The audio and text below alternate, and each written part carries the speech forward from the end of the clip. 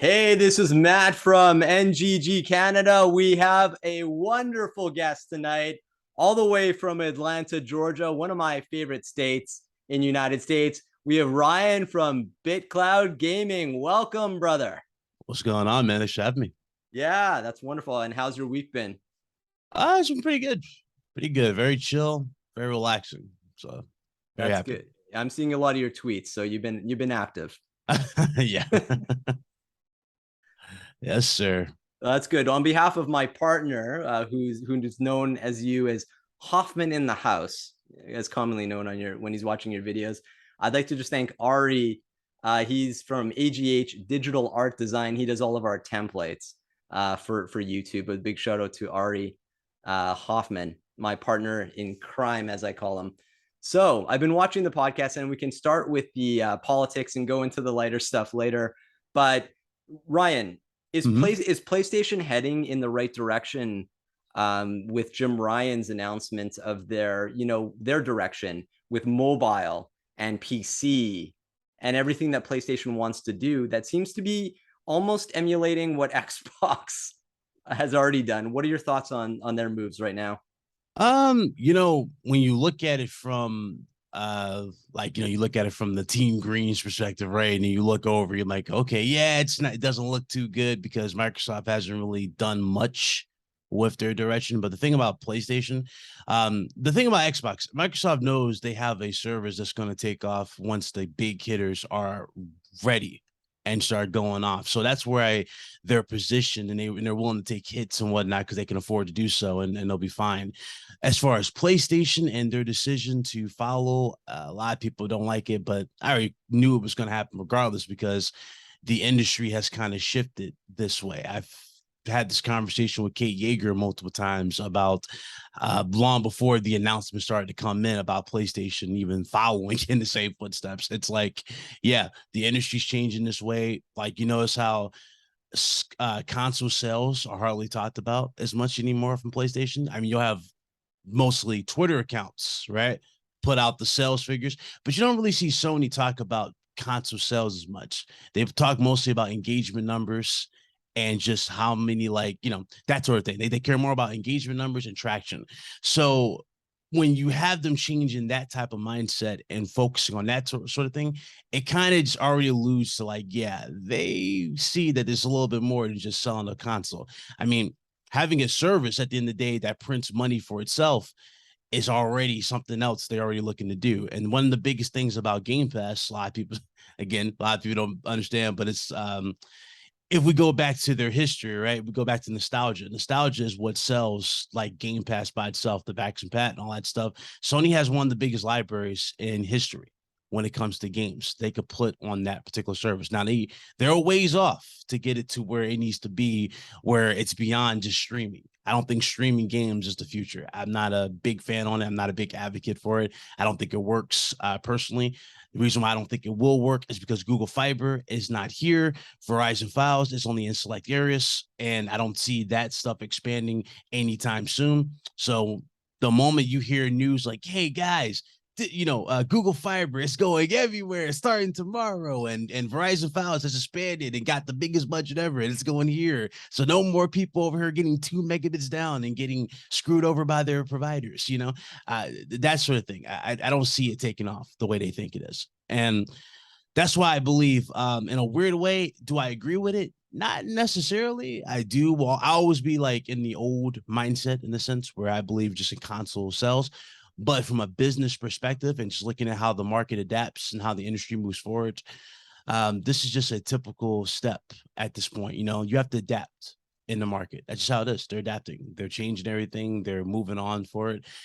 That's why they had the meeting not too long ago where it was called Beyond the Box. I don't know if you've seen that, where they showed PlayStation, not necessarily as a console, right? They showed it in the center, and it was spread between console, PC, mobile, services, network, like all that stuff. They had it all everywhere.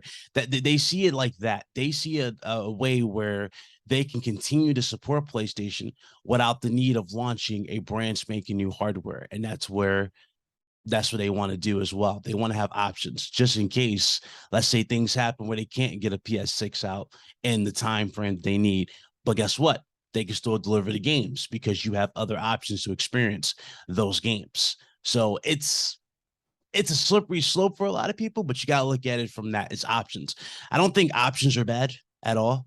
But at the same time, I know a lot of people who are stuck in the old mindset where they just want to buy these, might as well call them these tower-like consoles now because they're going to get bigger and bigger as we go down the years. But these tower consoles, put them on their entertainment stands and go, yeah, this is it. I got the best. I got the new hot toy. And it's like, yeah, them hot toys are going to start getting smaller and smaller. I mean, Microsoft's looking to do Fire Stick type of designs. I wouldn't be surprised if Sony does that down the road sometime.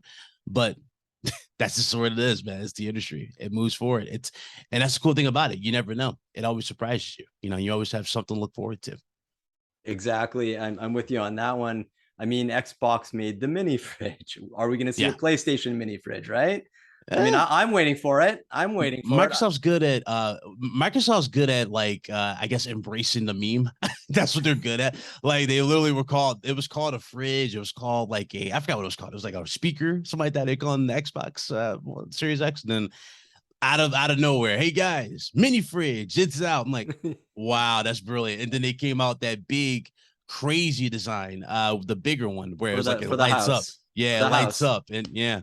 And they had that. I was like, okay, why is Sony doing stuff like this? Like, I actually would buy that. That actually looks really, really cool.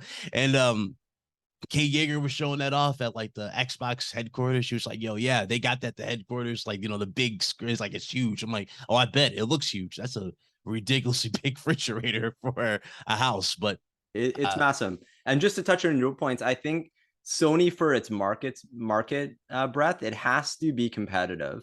Yeah.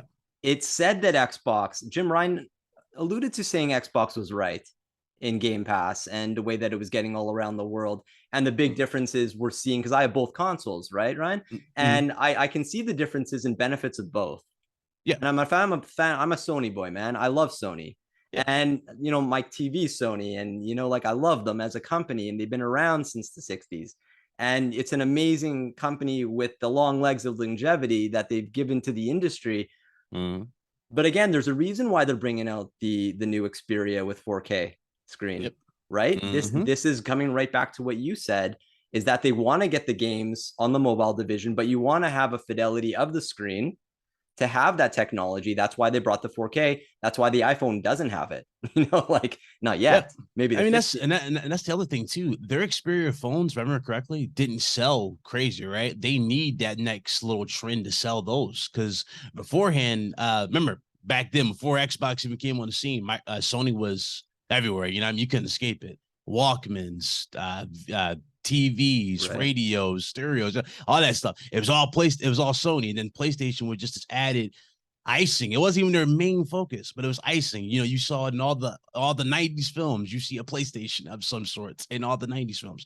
And that's how it was. It's an iconic company. It's an iconic piece of tech. So they've been through so many things, but now it's just the industry has changed. You know, things of you have to adapt. You know, people no longer watch TV as it is. You know, they stream things.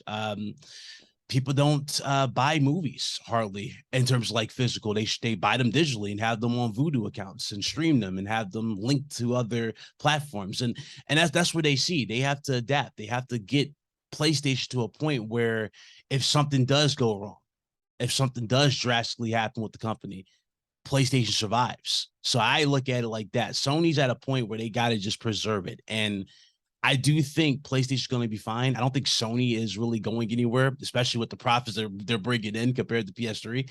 When PS3 dropped, they were in the red. Right? Every game they dropped was a gamble at that point. Every game barely made a return on investment. It barely started to really sell until you got to Uncharted 2. Uncharted 2 was the one that put them on the map again. And then that led to Last of Us. And that obviously the rest has been history. The redemption story, that was PS4. My good friend Jack Tritton retired, a good execs retired, and now we're here. They're flourishing, you know, through not just their marketing, right, but just the way they've been handling the box. Sony's done a great job even capitalizing with the MCU.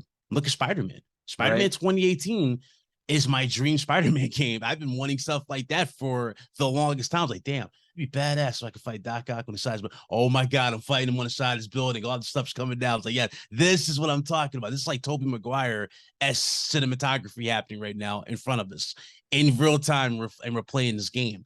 So you're getting all these benefits, right? You're getting the games, you're getting the innovation in technology, you're getting the full-fledged push. It's just a lot of people tend to just play the war on Twitter. You know what I mean? The Twitter fingers, where they want to count these games on their hand and say, see, I got this many, you got this many, and like mine's are, this, that, and the third. It's like at the end of the day, it doesn't matter. It doesn't matter. It comes down to the quality games. What console is giving you the best experience? Is it Xbox? It's a PlayStation. Some people get bent out of shape when they give you an answer, right? Like some people say, I like Xbox because I'm a shooter guy. Okay, cool. Like shooters, you like Gears, you like Halo, you got your Fortas, you got your Dooms, right? Call of Duty will eventually be on Xbox only, right? Yeah. PlayStation, what do you have for PlayStation? Well, I know what I like for PlayStation. I like I like my third person, right? I like my cinematic games. I love my superhero, right? I love my real deep action storytelling. Like I love that. I love deep narrative games. So Sony delivers that. It's like, hey, I'm a happy customer every time. When Wolverine gets shown, That's right. I mean, I'm disappearing. Y'all ain't gonna see me for a minute when Wolverine drops. So it's how it is. But a lot of people just don't understand. These companies, they have to adapt. That's really it. It's got to adapt. Well, yeah, exactly. It's adapt or die. What do you think of the Game Pass? Because we're getting, first games coming out that are generally like $90 Canadian, converting to like 129 US, depending on the exchange rate, right, Ryan? But we're getting titles that are coming right on game day one on Xbox Game Pass. Is Sony going to be doing this on the PS Premium? Are they going to be able to do that to compete against Xbox by giving us games like Spider-Man 2 for free, Wolverine for free, good question. Last of Us 3 for free? Can they be competitive that way? I mean, if they're smart, I would absolutely just do what you just said and tell you why. Because you don't want a narrative to continue like that, where one company is giving you AAA budget games at no additional cost, or at one cost, you know what I'm saying, of a monthly thing. Yeah, some people say, well, I want to own it. Guess what? You still have the option to own it. But not every game that you buy, let's face it, we've all been down this road. We dropped the top price on the game, right? We play it and we like, that game was trash. I'm not a big fan of that game. That game was terrible. It was a disappointment. The fact that Sony doesn't offer an option like that will come back to haunt them in the long run if they don't think about something like that down the road. I do believe they will adapt and change that, because I said it on the podcast multiple times, and I had like this weird reaction, right? In my comment section, I had people saying, "Oh, you're just an Xbox dude. Oh, you're betraying PlayStation. Oh, you're not a PlayStation guy." And I'm like, you want to see my PSN? Because I put in a lot of work on PlayStation. They're like, no, you don't. You're an Xbox. I'm like, okay. But basically what I said was, by the end of this generation, I would be surprised if we don't have day and date of some sorts, whether it be first party day and date releases or live service. They just confirmed, courtesy of Herman Holtz, that live service games are day and dates with PC. You know what I mean? And now the gap, remember how it went from 5 years for the release date of games to go to PC? Then it went to 3. Then it went to 2. Now it's officially down to 1. And I said, listen, we're only 2 years into this generation. And dudes are like, see, we got our games on here. Sony cares about our feedback. And I'm sitting there going, guys, you're celebrating that PlayStation games are now timed exclusives. That's basically what they are, timed exclusives right now. Herman Holtz basically just he didn't have to say that Forbidden West or Frozen, or I'm sorry, yeah. Forbidden West is going to be next year on PC. He didn't have to say it because he pretty much told you they're all going to be timed exclusive. So when that drops, it drops. There was one thing that he said that kind of made me go, but I'll get to that in a second. But going back to this, you have timed exclusivity for PlayStation 5 games on PC to PlayStation, right? You have a year wait time for those. Your games as a service is day one. Pretty much everything is already kind of lining up for them. And you notice how, like, when wants to copy the competition, they don't just flat out jump right into the pool all the way, right? Unless it's related to like sales or pricing. Most of the time they do that tiptoe approach, right? They take those small steps into it. So what I'm saying is that wait time, that year, watch it start going down to months. It's going to say, hey, look, 6 months, 4 months, 2 months. And then eventually, what? Day and date. It's going to be like that at the end of the generation. That's how it's going to be. They're going to ease their way towards it. And the reason why I know they're going to do this because they know they can do it. And I've seen it happen multiple times. You probably seen it. Do say I'm done with PlayStation, right? PlayStation betrayed their audience. And then what happens? Well, what do they say? Hey, guys, state of play next week. Hey, let's go. See, we got games to look forward to. I'm like, I thought you were done with PlayStation. That brings me to my next question, Ryan. Are we going to see more state of play? Because we didn't see Spider-Man 2 too much. Yeah. We haven't seen too much of Wolverine. Yeah. We want to see more Star Wars. Absolutely. Right? Survivor. We want to see Eclipse. We want to see more what we saw at the Game Awards.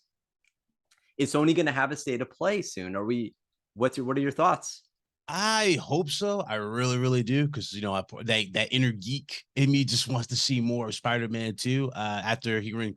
Like, they had me sold as soon as I heard Kraven the Hunter's voice. But then they had to flex. They had to show Venom. I was like, okay, when I got to wait, just give me the release date. It says 2023. 2023 is going to be amazing. So, oh, no, we know. It's going to be an amazing year, 2023. So, more than likely, they'll probably save that because I remember I thought God of War was going to get a separate state of play, right? Because it comes out next month. And we kind of didn't really get a standalone state of play for it. We got just like a mini state of play, but it showed more of God of War with the new controller and stuff like that. Right. Which the game looks fantastic. Cannot wait for that. But do they need one? Honestly, you know, we're getting close to December. So I don't think it's probably going to happen. If it does happen, that will blow my mind. Honestly, like for this month, I think it's rumored for this month. If it does happen, that'd be great. But will it happen? There's a strong possibility that it probably would not. Because usually, if I remember correctly, it's around December, we would have PSX. I don't know if you remember PSX, that live event where you would go and meet up with developers and like, you know, be part of the experience. It's like PlayStation experience. I don't think, I know they trademarked it, so it's still alive. It's not going anywhere. It's just obviously the pandemic and everything of that nature. So I'm guessing they're taking their time with everything in that regard. But honestly, there's a lot of content dropping that I don't really think they need to drop it. If it does happen, it'd be cool regardless. You got Callisto Protocol dropping in December, which I know Sony has like a deal with because they've been advertising the hell out of that. So you have that. You have Hogwarts Legacy dropping next year, which could have been this year, but it's next year. Dead Space at the beginning of January. You have obviously potentially Spider-Man 2. You have Forspoken. You have got so many titles. Resident Evil 4. They have rights to right now. They're advertising heavy. So it's a lot of stuff to look forward to. We also have Resident Evil Rose's Story. Yeah. Forgot about that. That's coming. They just announced today on PSU that a new Lord of the Rings IP is being announced by Embrace Group, who bought Square Enix, changed its name. I found that interesting. The Montreal company, Square Enix, changed its name. They're rebranding it. Yeah. We're anticipating a brand new Tomb Raider that's going to be Unreal 5. That's going to be sick. Yeah. I mean, Unreal Legend is amazing. Yeah. I'm waiting for the new Uncharted that's going to match Tomb Raider. They seem to come out at the same time. Yeah. Because they go against each other. They borrow from each other. They play nice in the sandbox, those two games. So I'm glad you said that. A lot of people get upset when we say that. But some of the greatest games of all time take inspiration from one another. You know, like Uncharted 4 with the whole little pick thing he grabs and he uses that to climb. Very reminiscent of Tomb Raider with the little pickaxe. It's like, it's the same thing. It's like, you know, but does that stop it from being amazing experiences? No, it's some of the best games we've ever played. Uncharted 4 is still a masterpiece. I can't wait to see what they do with Uncharted going forward. Is it going to be a continuation of Nathan Drake, right? Like a father and daughter type of thing? Is it going to be a daughter thing? Is it going to be just Chloe and Nadine? That's the beauty of it, right? We don't know. and you can always be surprised by that by itself. They're probably going to cut to it though. They're probably going to have her be older, and a lot of us don't know who it is. It's like, okay, that's her. It's like, whoa, okay, that was pretty badass. So that's probably what more like is going to happen. You might get another Last of Us. Probably might get a Last of Us Part 3. I think so, because we let her go at the end, as you remember, right? We didn't kill her. We didn't kill her, which so I despised. You wanted her dead. Well, it's not even that. I just wanted a story that kind of makes sense. I felt like that whole last part of that game was rushed. You know what I mean? Like Tommy shows up, that she's automatically just going at her, tracks her down, then it's another battle. And for what? Nothing. I let her go. You know, it's weird. Right. Weird reaction. Gotham Knights. That's coming out on 21st. Ryan, is Batman really dead? I don't want to say that, because Rocksteady still exists. Rocksteady is the GOAT when it comes to Batman. I don't think any developer gets Batman like they did. I think they just knew how to. I think they just had so much love for the character. Everything from the custom gear they made, the awesome tech, the Batmobile, the story. I felt like they really they treated Batman like the superhero that he really is, and gave you so much, and looking at Suicide Squad, comparing that to what we're getting from Gotham Knights, it's like, I'm going to keep a little hope up that we might see another one from them. Maybe not right now, right? But I do think we might see it, because I don't think Gotham Knights is going to really do much. I don't know if you're sold on Gotham Knights, but the combat looked okay with some characters. I just was like, it just feels more janky. It's not really like, that free flow, awesome combat that I'm used to from what we were spoiled with Batman Arkham. With Arkham. I love that system, and it just, I don't know. I felt like that one was better. You had better written characters. You had a lot of cool bits and pieces that just added into it, right? Like the identity thief. I remember how when I was playing Arkham Knight, I was like, damn, I guess the identity thief just was forgotten, right? Do you go to Wayne Manor, then it cuts to Bruce, and I'm like, wait, that was fast. He got dressed fast, and then he goes to the computer, and it's like it says transfer funds. I'm like, wait, is this what I think it is? And then it's like, oh, okay, Batman comes on. It's like, okay, that was cool. So, I think they handle it better with Rocksteady, Batman. But hopefully we get a Superman, because I don't know if you saw EA, the little engine that was for Iron Man, running on Unreal Engine. That looks fantastic. So you might get Superman down the road. You might. Yeah, and we have a Wonder Woman coming, so we're adding all of the heroes. Mm-hmm. I don't think, because we're seeing Batman in the theater, and I have a son. We watch Super Pets, and Batman has a dog in there. Oh, crypto. Right. And how can they kill Batman? Because what happens is a lot of people won't play Gotham Knights who are hardcore Batman fans, because he's not in there. I don't think he's dead. He's probably going to show up at the end of the game type of thing. Like that little fake out. Like remember how they did Captain America and Avengers, the game? Right. Valerie thought he was dead. Like he sacrificed himself. You had the statue, and then all of a sudden, Act 3, he's back. I was like, yeah, I didn't see that coming. if we go back to the comic books, yep. That's basically what's happening is he dies in certain multiverses. Yeah. Right. And that's what happens, is that he's killed by certain people, but he comes back in another universe, and they're making the multiverse and everything Doctor Strange.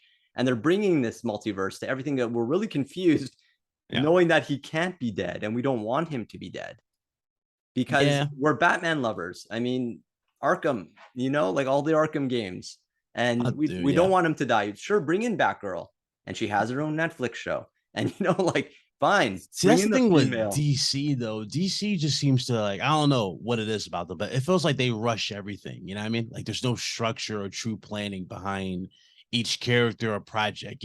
We'll get a game, and it just feels like we'll just get a tacked on movie that's supposedly going to be this collaboration of all of them together. It's like the reason why Justice League failed is because we didn't have separate movies for each character. You know what I mean? So the audience got to know each character. See, what they usually do with DC now is that they try to give you origin films on top of the team up, and it's like, No, why not just give them separate films? That way you skip all that and you get right to the action, which people want. That's how Avengers worked. You know, Avengers gave you straight action. Yeah, you had the little bit of talking bits, right, to set tension and where you're going, but it had a plan. Yeah, I mean a structure. Like Phase One, the Avengers, it's one of the best like ways of handling superheroes I've seen in a long time. Now we're in Phase Two with the TV show era they're doing now with the movies that are best TV shows. They're kind of losing their way in a way. They're kind of losing a little bit of footing because it's a little, they're doing goofy takes here and there, but still, I feel like that is like the way you should do it. Build up towards it, right? Because look at Wonder Woman 1984, whatever. 84, 84. Yeah. Terrible, terrible. I thought that was absolutely terrible. Like, well, why does that even, why does this even exist? You know, CGI was terrible, story was terrible, made no sense, and, you know, no structure. But there's hope for Batman, though. Keep hope alive. There is hope for Batman. There is hope. And look at the Batman, Robert Pattinson. I thought he did really good. That was an amazing movie. Yeah. Well directed, that movie. And we're going to see more of those movies. Yep. But we have to wait, though. I think it's 2025, he said, till we get the next one or something like that. So it's like, so much for that. We so just like don't... And then we'll find out who the new Bond one's going to be, because we're waiting for that game too. That's on the That's on the back burner. That's a shooter game that I look forward to. The 007. IO Interactive. Yeah, they're going into financial situation right now.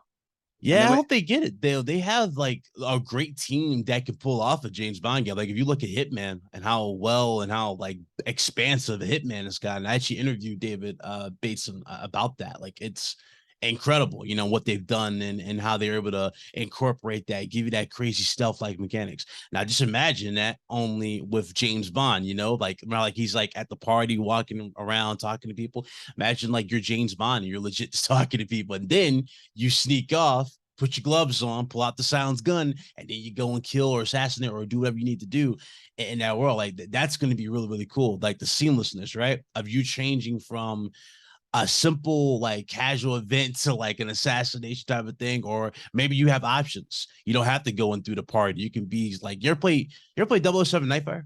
Yeah, that's a good one. Remember the exchange where it's like that big party and like you can have two ways of, or you have multiple ways of entry, but one is like you jump in the truck and then you're in there, right? You're in the party. You go through the wine cellar, you take the suit off, and then you're in, or you go scale the castle, kill a few thugs, then go like, you know, maybe they'll give you something like that. They'll give you multiple options. Like there's a lot of cool layers to that can really sell it. Really, it's a lot. I think so. I think 23 and 24, like you said, is going to be an explosive time for gaming. Yeah. We're going to see a lot of the fidelity that you and I love, the deep interactive. I'm with you on that one, man.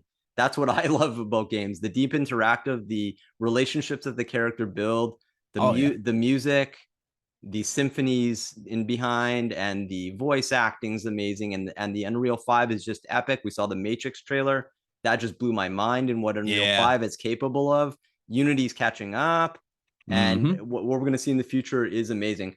Ryan, thank you so much. It was wonderful, absolutely wonderful to talk to you and pick your brain and to get to know your opinions on what's going on with PlayStation and all the games that we both love. On behalf of Ari and myself, thank you so much to our subscribers. Hit up, subscribe to his channel too, Big Cloud Gaming. He's on Twitter. Subscribe to his too. He needs 1 million, so get him there. We need to get to 1,000, so get us there. And Ryan, thank you so much on behalf of Ari and myself. It was wonderful to talk to you, to gain your knowledge in all the industry, and quite the pleasure, man. Anytime, man. Anytime. I appreciate the invite. Surprised it took this long, honestly. I'm surprised you just didn't ask me flat out. I was like, hey, man, by the way, my friend Nexus wrote the Confetti. I'm like, dude, no, you can just ask me, right? No, we just ask me. We will, and maybe we can join the podcast one day, from Canada, and we can wear my Blue Jay hat, like the Canadian, I mean, yeah, just let me know your schedule. I can definitely make that happen. That'd be fun. Okay, so on behalf of Ari and myself, thank you so much for watching. This was NGG Canada and Bit Cloud Gaming. Ryan, thank you so much again. Game on, man. Let's do this.